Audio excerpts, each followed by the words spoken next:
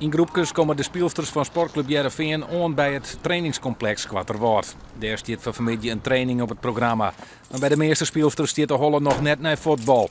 De beslissing van de directie om na dit seizoen met vrouwtjesvoetbal op te houden is het onkaam.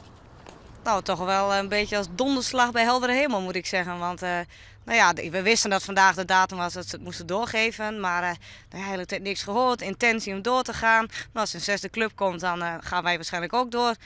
Dus ja, dan denk je, ja, yes, we hebben nog een jaar. En dan denk je wel van, als je dat sms'je ontvangt van, Ja, het kan betekenen het einde van de eredivisie. Want het minimum is 6 clubs en nu zijn er 5. Dus er moet nog eentje bij komen, willen we doorgaan. Nadat Jedder, AZ en Willem II onjoen hebben op te houden met vrouwtjesvoetbal, vindt de Heerenveen-directie dat er net meer sprake is van een volwaardige competitie.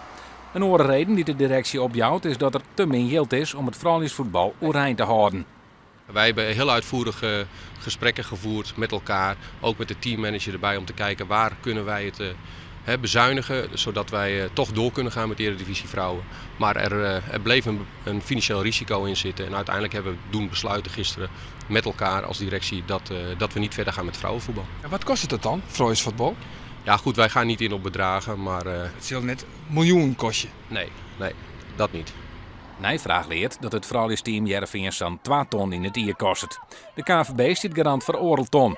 Dan komt het erop del dat Heerenveen om €50.000 het vrouwtjesvoetbal de nekken omdraait.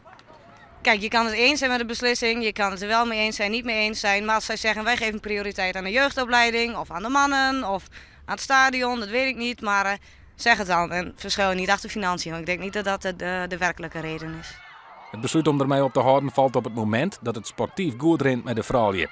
Zo speelt de ploeg morgen om 4 uur de hele finale van het bekertoernooi op Quatterwoord tegen ADO Den Haag.